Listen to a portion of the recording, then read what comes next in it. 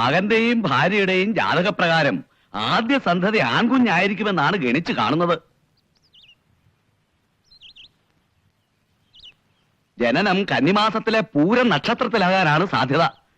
അതുവഴി കുടുംബത്തിന് സർവ്വ ഐശ്വര്യവും വന്ന് ഭവിക്കും എന്ന് കാണുന്നു. പൂരം പുരവയ്ക്കുമെന്നാണല്ലോ. എന്റെ ആഗ്രഹങ്ങൾ ഓരോന്നായി നിറവേറാൻ പോകുന്നടി. അതിലിത്ര സംശയിക്കാൻ എന്തിരിക്കുന്നു? അവൻ ജനിക്കുന്നത് തന്നെ കോടീശ്വരനായിട്ടല്ലേ? ആ തെക്കേതിലെ വീടും പറമ്പും വാങ്ങുന്നതിനെ കുറിച്ച് ഞാൻ ഭാസ്കരനോട് സൂചിപ്പിച്ചിട്ടുണ്ട്. എത്ര ലക്ഷം വേണമെങ്കിലും തരാമെന്നാ പറഞ്ഞത്. സംശയിക്കണ്ട, കുഞ്ഞിന്റെ ജനനശേഷം താങ്കൾക്ക് ഗജകേസരി യോഗവും കാണുന്നുണ്ട്. ആ കണ്ടോ, സത്യം.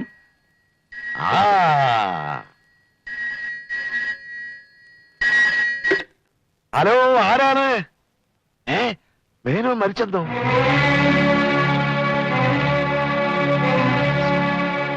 എന്റെ ദൈവമേ, കോടിക്കണക്കിന് രൂപയുടെ സ്വത്തും എന്റെ തലയെ കെട്ടിവെച്ചിട്ടാണല്ലോ അദ്ദേഹം പോയത്. ഇതെല്ലാം കൂടെ ഞാൻ ഇനി എങ്ങനെ നോക്കും എന്റെ ഭഗവാനെ? അതൊക്കെ പിന്നെ ആലോചിക്കാം. എങ്ങനെയാ മരിച്ചെന്ന് ചോദിക്കൂ. ഹലോ, അദ്ദേഹം എങ്ങനെയാ മരിച്ചത്? തുണിമില്ല് കത്തിയെന്നോ? അയ്യോ, തുണിമില്ല് കത്തിയെന്നോ? എന്താ പറഞ്ഞ, കത്തിയെന്നോ? മില്ല് തീപിടിച്ചതറിഞ്ഞ് ഹാർട്ട് അറ്റാക്ക് വന്ന് മരിച്ചെന്ന്. അയ്യോ, ഞാൻ അന്നേ പറഞ്ഞതാ, ഈ തുണി പഞ്ചി ഒന്നും വേണ്ട, വല്ല ഇരുമ്പോ തുരുമ്പോ മതിയെന്ന്. അന്നത് കേട്ടില്ലല്ലോ.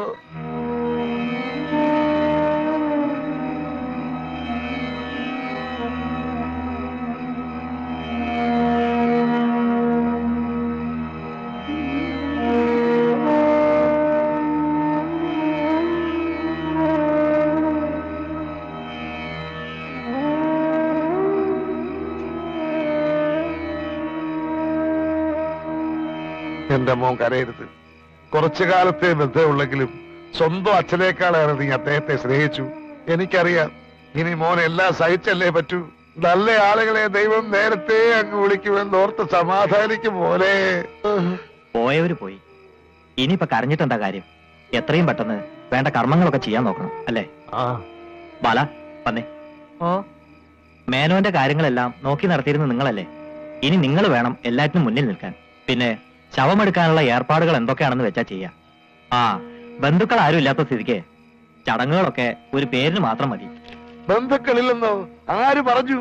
പിന്നെ ഞങ്ങളൊക്കെ ആരാ? നിങ്ങൾക്ക് നഷ്ടപ്പെട്ടത് ഒരു നാട്ടുകാരൻ, എനിക്ക് പോയത് എന്റെ കൂടപ്പിറപ്പ. അങ്ങനെയായിരുന്നു ഞങ്ങൾ തമ്മിലുള്ള ബന്ധം. കാര്യങ്ങളൊക്കെ ഞാൻ നോക്കിക്കൊള്ളാം. ഒന്നിനും ഒരു കുറവ് വരുത്തരുത്. മുറ്റത്തൊരു പന്തൽ കെട്ടണം, അടിയന്തരം ഗംഭീരമാക്കണം. മേനോന്റെ കാര്യത്തിന് പണം ഒരു പ്രശ്നമേ അല്ല. എന്നാ അയ്യോ, ബന്ധുക്കളായാൽ ഇങ്ങനെ വേണം. മുതലാളി ഭാഗ്യവാനാ. വാസ്തവം. ഒന്നും കാണാതെ നിങ്ങളിത് ചെയ്യില്ല എന്ന് എനിക്കറിയാം. എന്നാലും ചോദിക്കുക, കമന്ന് വീണ കാപ്പണം നക്കിയെടുക്കുന്ന നിങ്ങൾ ഇവിടെ ഇപ്പൊ ഇത്രയും പണം ചെലവാക്കിയത് എന്തിനാന്നാ എനിക്ക് മനസ്സിലാവാത്തത്. എടി മണ്ടി, പഞ്ഞുമില്ല് മാത്രല്ലേ കത്തിയുള്ളൂ. നീ വീടൊന്ന് നോക്കിക്ക്. ഒരു 10 ലക്ഷം രൂപ മതിക്കും. ബാക്കി ഉരുപ്പടികളെല്ലാം ചേർത്ത് ഒരു 5 ലക്ഷം. രാഖി രാമാനോ ഇതെല്ലാം വിറ്റിട്ട് പോണമെങ്കിൽ നാട്ടുകാർ നമ്മുടെ കൈ വേണം. അതിനാ 10,000-ന്റെ തുറുപ്പ് അങ്ങോട്ട് ഇറക്കിയത്. ഓ, നിങ്ങളുടെ ഒരു ബുദ്ധി തീർന്നില്ലടി. ഇനി ഇതിനകത്ത് ഇടങ്കോളിടാനും ആളുണ്ട്. അതാരാ? നിന്റെ മരുമക്കള്. അല്ലാതാര്? അതുകൊണ്ടല്ലേ ശവം തെക്കോട്ടെടുത്ത പാടെ അതുങ്ങളെ ഞാൻ മച്ചമ്പയുടെ കൂടെ അങ്ങോട്ട് അയച്ചത്. ഇതൊക്കെ ആരുടെ ബുദ്ധി? ദൈവം അപ്പാപ്പ ഓരോന്ന് ഉപദേശിച്ചു. അല്ലാതെന്താ? സത്യം. നമസ്കാരം. നമസ്കാരം. മനസ്സിലായില്ല. ഞാൻ റോയ് ഫിലിപ്പ്, ഭാരത് ഫൈനാൻസിയേഴ്സിന്റെ ഉടമ. ഓ, വന്നാട്ടെ വന്നാട്ടെ, അങ്ങോട്ട് ഇരുന്നാട്ടെ. ഞാൻ ഭരതപിള്ള, മരിച്ചുപോയ മേനോന്റെ ഒരേ ഒരു ബന്ധു. അത് പിന്നെ പ്രത്യേകിച്ച് പറയണം. നാട്ടുകാരുടെ മുഴുവൻ സംസാരം മിസ്റ്റർ പിള്ളയെ കുറിച്ചല്ലേ? മരിച്ചുപോയവരെ സ്വന്തം ബന്ധുക്കൾ പോലും തിരിഞ്ഞു നോക്കാത്ത ഇക്കാലത്ത് നിങ്ങൾ ചെയ്ത ഒരു മഹാകാര്യമാണ്. പണം ആര് കണ്ടു? ഇന്ന് വരും, നാളെ പോകും. എനിക്ക് മനുഷ്യത്വമാ വലുത്. അതുകൊണ്ടാണല്ലോ ഞാൻ ഇങ്ങോട്ട് തന്നെ വന്നത്. ഈ വീടുണ്ടല്ലോ, വീടിന്റെ കാര്യം മാത്രം പറയരുത്. തൽക്കാലം ഇത് വിൽക്കാൻ ഉദ്ദേശമില്ല. വിൽക്കുന്ന കാര്യമല്ലേ? മിസ്റ്റർ മേനോൻ ഈ വീട് പണയപ്പെടുത്തി 35 ലക്ഷം രൂപ എന്റെ കയ്യിൽ നിന്ന് വാങ്ങിയിട്ടുണ്ട്. എത്രയാ? 35 ലക്ഷമോ? കടം വാങ്ങിയെന്നോ? അതെ, വീടും പറമ്പും കൂടി ഏകദേശം 30 ലക്ഷം രൂപ വരും. ബാക്കി 5 ലക്ഷം പിള്ളയുടെ കയ്യിൽ നിന്നല്ലാതെ പിന്നെ ആരുടെ കയ്യിൽ നിന്ന് ഈടാക്കാനാ? അപ്പോ പണം ഇവിടെ തന്നെ തരുമോ അതോ നാട്ടിലേക്ക് ഞാൻ വരണോ? അയ്യോ, നാട്ടിലേക്കൊന്നും വരണ്ട. ഒരു 2 ദിവസത്തെ അവധി തരണം. ഇവിടെ തന്നെ തന്നേക്കാം. തന്നേ പറ്റൂ. അതിനാ മര്യാദയ്ക്ക് പറഞ്ഞത്. അല്ലെങ്കിലേ വേറെ വഴി നോക്കേണ്ടി വരും.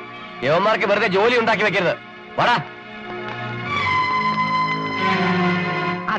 അതാ ഞാനെന്ന് പറഞ്ഞിപ്പോ എവിടെ? മോനെ ജയദേവാ, ഇനി ഒരു നിമിഷം ഇവിടെ നിന്നാൽ നമ്മുടെ ജീവന് പോലും ആപത്താ. വേഗം പെട്ടിയെടുത്ത് സ്ഥലം വിടാം. അതെ, വേഗം പോവാ. വിളിക്കുമോനെ മായ. എന്തിന്? ആ പൊട്ടിപ്പള്ളി ഇവിടെ നിൽക്കട്ടെ. അയ്യോ, വയറ് നിറഞ്ഞിരിക്കുന്ന ഒരു മിണ്ടാപ്രാണി ഇവിടെ ഇട്ടിട്ട് പോയ മഹാഭാവം. കൊന്നുകളയിക്കാൻ. എടാ, ഇവിടെ കൊണ്ട് അങ്ങോട്ട് പോയ ഈ കടക്കാർ മുഴുവൻ അങ്ങോട്ട് വരും. അവസാനം കുടുംബം മുഴുവൻ വിറ്റാലും കടം വിട്ടാൻ ഒക്കൂല. അന്ത ഉണ്ടാക്കി വെച്ച കടാല്ലേ. കടക്കാർ വരുമ്പോ അവള് സമാധാനം പറഞ്ഞോളും. നീ വേഗം പെട്ടിയെടുത്തോണ്ട് ഇറങ്ങ്. എടാ, ഒന്ന് വേഗം ഇറങ്ങടാ, പെട്ടെന്ന്. അയ്യോ, റെഡി ആയിരിക്കും. ഞാൻ അപ്പോഴത്തേക്ക് ഒരു കാർ വിളിക്കാം. എന്ത് ചെയ്യും?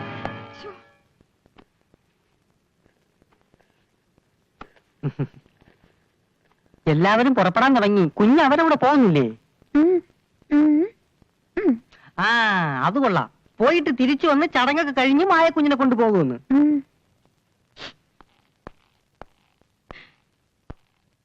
മായ, ഞാൻ ഇറങ്ങാം. അമ്മ പോയിട്ട് വരട്ടെ മോളെ. കത്തോ അയക്കാം. എന്താ അവള് പറയണേ? ജയദേവൻ കുഞ്ഞിനോട് സമയാസമയം ആഹാരം കഴിക്കണം, ശരീരം സൂക്ഷിക്കണം എന്നൊക്കെയാ പറയുന്നത്. എടാ ജയദേവാ, വേഗം ഇറങ്ങടാ. പോട്ടെ മോളെ. വണ്ടി കയറ്. മാധവി, ഇങ്ങോട്ട് കയറി. അമ്മ പറ്റേ.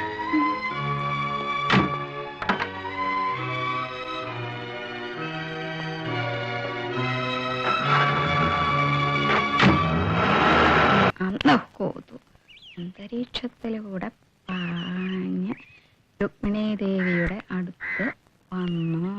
എപ്പോൾ അമ്മ, അമ്മ. ഇപ്പൊ ഒന്നുമില്ല, പോയിട്ട് ശനിയാഴ്ച വാ. അതല്ല അമ്മ, കൊതുകടി. ഇത് കൊതുകിന് കൊല്ലാനുള്ള മരുന്നാ. ഇത് തളിച്ചാലുണ്ടല്ലോ ഒരൊറ്റ കൊതു ഉണ്ടാകില്ല. നേരോ? എന്നാ വാ. ആ കുളിമുറിയുടെ പുറകില് മുഴുവനും കൊതുക. എന്നോട് ആരാ ഇങ്ങോട്ട് എഴുതലാൻ പറഞ്ഞേ? ഇവിടെ ഒരു മരുന്നും വേണ്ട, മന്ത്രവും വേണ്ട. മാത്രമല്ല ഇവിടെ അങ്ങനെ ഇട്ട് കൊതുവുമില്ല. അയ്യോ സാർ, ഇത് പഞ്ചായത്തിന്റെ തീരുമാനമാ. കൊതുക് നിവാരണ വാരം. എന്ത് മാരണ വാരാണ് ഇവിടെ നടക്കില്ല.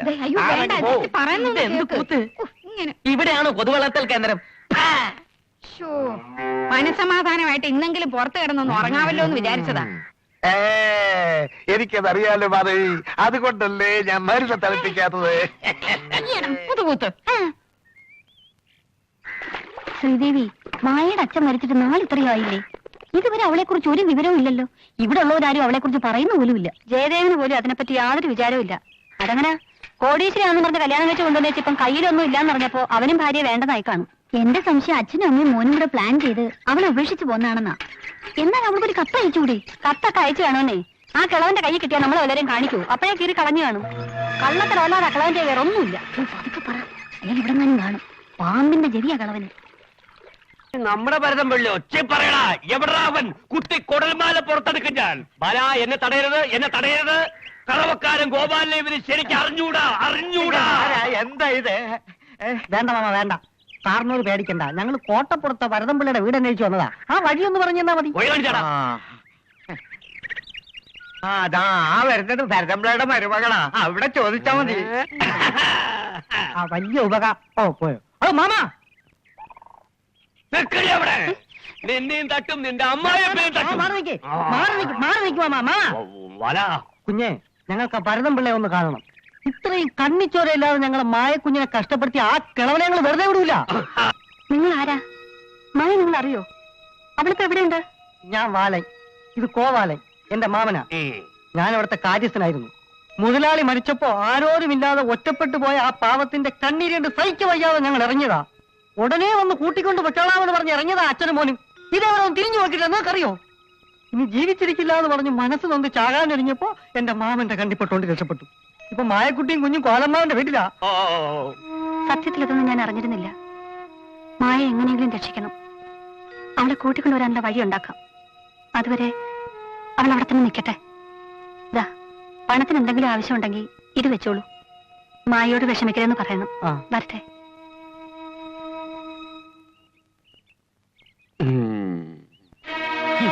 എവിടുന്നോ വന്നൊരു പാൽക്കാരൻ. അയാൾ എന്തൊക്കെയോ പറഞ്ഞു വെച്ചാൽ നീ കിടന്ന് തുള്ളാതെ. നിങ്ങൾ ആരും വിചാരിക്കുന്ന പോലെ അത്ര നീങ്ങുന്നൊന്നുമില്ല ഞങ്ങളച്ഛൻ. എന്നാ പിന്നെ മായ എന്തുകൊണ്ട് ഇതുവരെ വിളിച്ചോണ്ട് വന്നില്ല? അതെന്താ ആരും ചോദിക്കാത്തെ? ഇതാണ് പറയുന്നത്, കാര്യം അറിയാതെ ഒന്നും സംസാരിക്കരുതെന്ന്. ഞങ്ങൾ ചോദിച്ചു, അവളുടെ അച്ഛൻ മരിച്ചിട്ട് 41 പോലും തികഞ്ഞിട്ടില്ല. മാത്രമല്ല പ്രസവത്തിന്റെ അടുത്ത സ്ഥിതിക്ക് അവിടെ തന്നെ നിൽക്കട്ടെ എന്നൊരു അഭിപ്രായം വന്നപ്പോ അച്ഛനങ്ങ് സമ്മതിച്ചു, അത്രേ ഉള്ളൂ. ഓ, നിങ്ങളുടെ അച്ഛനൊരു വലിയ പുണ്യാളൻ. അച്ഛൻ എന്ത് പറയുന്നു അത് അപ്പടി അനുസരിക്കുന്ന കുറെ കുഞ്ഞാടുകൾ. കൊള്ളാം. ഞങ്ങളുടെ പുണ്യാളാണോ അല്ലെന്ന് ഞങ്ങൾ തീരുമാനിച്ചോളാം. അത്ര ബുദ്ധിമുട്ടുള്ള ആൾക്കാർ അവിടെ നിൽക്കണമെന്നില്ല. പോയിക്കോന്നേ. അത്രയും വലിയ വാക്കൊന്നും ഉപയോഗിക്കല്ലേ വാമദേവാ. പോകാനാണെങ്കിൽ അതിനുള്ള സമയം എപ്പോഴോ കഴിഞ്ഞു. നിങ്ങളുടെ അച്ഛനെ കുറിച്ച് നിങ്ങൾക്ക് അറിയാവുന്നതിനേക്കാൾ കൂടുതൽ ഞങ്ങൾക്കറിയാം കേട്ടോ. അച്ഛൻ ഉദ്ദേശിച്ച പണം കിട്ടില്ലെന്ന് ഉറപ്പായപ്പോ അവൾ അവിടെ വിട്ടിട്ട് വന്നു. അതാ സത്യം. മിണ്ടിപ്പോരുത്. ഞങ്ങളുടെ അച്ഛനെ പറ്റി സംസാരിക്കാൻ നിങ്ങൾക്ക് എന്താണ് യോഗ്യത? നിങ്ങളുടെ അച്ഛനെ പറ്റി ചോദിക്കാൻ ഇനി എന്ത് യോഗ്യതയാ ഞങ്ങൾക്ക് വേണ്ടത്? കിട്ടുന്ന കാശ് മുഴുവൻ പെട്ടിക്കകത്ത് വെച്ച് പൂട്ടിയതുകൊണ്ട് മാത്രം കുടുംബം നേരെ ആവത്തില്ല. എല്ലാ കാര്യങ്ങളും കണ്ടറിഞ്ഞ് ന്യായത്തോടുകൂടി നടത്താനുള്ള ബോധം കുടുംബനാഥനുണ്ടാകണം. ഇവിടെ നടക്കുന്ന അനീതിയെ പറ്റി ചോദിക്കാൻ മാത്രം ഞങ്ങൾക്ക് യോഗ്യതയില്ല. ഇന്ന് മായക്കുണ്ടായ ഗതി നാളെ ഞങ്ങൾക്കുണ്ടാവില്ല എന്ന് എന്താ ഉറപ്പ്? അധിക പ്രസംഗം പറഞ്ഞാ അടിച്ച് എന്താടാ ഇതൊരുമാതിരി ചന്തപ്പിള്ളേരെ പോലെ? അല്ല ഇപ്പോൾ ഓരോന്ന് പറഞ്ഞു പറഞ്ഞു മതി മതി. വിവരമില്ലാത്ത പെമ്പിള്ളേർ എന്തെങ്കിലും പറഞ്ഞെന്ന് വെച്ച് വിവരമുള്ള ആമ്പിള്ളേർ ഇത് കാര്യമാക്കിയാലോ? ഓടാപ്പുറത്ത് എല്ലാരും പൊയ്ക്കോ. എന്റെ പൊന്നു മരുമക്കളെ, നിങ്ങൾ പറഞ്ഞതെല്ലാം ഞാൻ കേട്ടു. ബഹളം വെക്കാനും കൊടി പിടിക്കാനും ഇതൊരു സർക്കാർ ഓഫീസല്ല, കുടുംബമാണ്, കൂട്ടുകുടുംബം. അത് പുലർത്താൻ വേണ്ടിയാണ് ഞാനും നിങ്ങളുടെ ഭർത്താക്കന്മാരും കഷ്ടപ്പെടുന്നത്. അതുപോലെ തന്നെ ആ ഊമപ്പെണ്ണിന്റെ കാര്യം നോക്കാൻ അവളുടെ ഭർത്താവുണ്ട്, പിന്നെ ഞാനും. ആവശ്യമില്ലാത്ത കാര്യങ്ങളിൽ തലയിട്ട് വെറുതെ നിങ്ങളുടെ ജീവിതം തർക്കണ്ട. ആ ഊമപ്പെണ്ണിന്റെ ജീവിതമാണോ നിങ്ങളുടെ ജീവിതമാണോ വലുതെന്ന് നല്ലതുപോലെ ആലോചിച്ച് തീരുമാനിക്കും.